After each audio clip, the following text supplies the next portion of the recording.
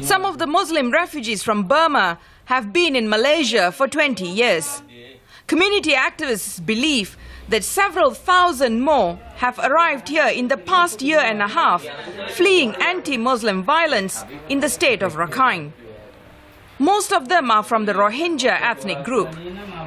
But other Burmese Muslims who are not Rohingya say they too had no choice but to make the perilous sea journey to Malaysia. Rahima Nobushaw says some of her relatives were killed when a mob burnt down her village.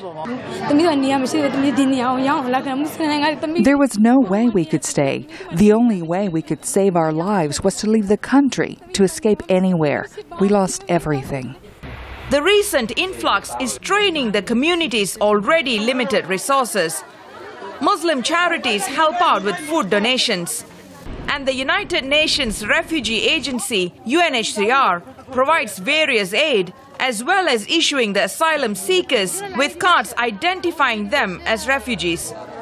But Malaysia has not ratified the UN Convention on Refugees, leaving these people in a legal limbo.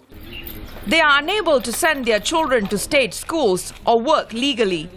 Social activist Irene Fernandez says this makes them extremely vulnerable. They are deemed to be undocumented by all enforcement agencies. And even when they go and try and get a job, they are going to be in a very exploitative situation because the employer knows that they cannot seek redress. The Malaysian government recently said it will consider issuing work permits to the refugees.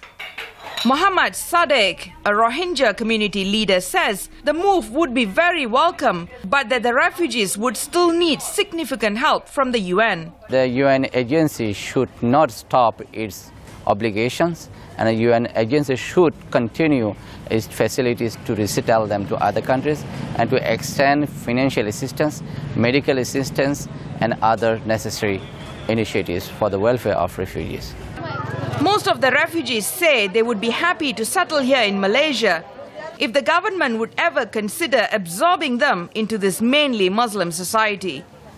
Mahi Ramakrishnan for VOA News, Kuala Lumpur.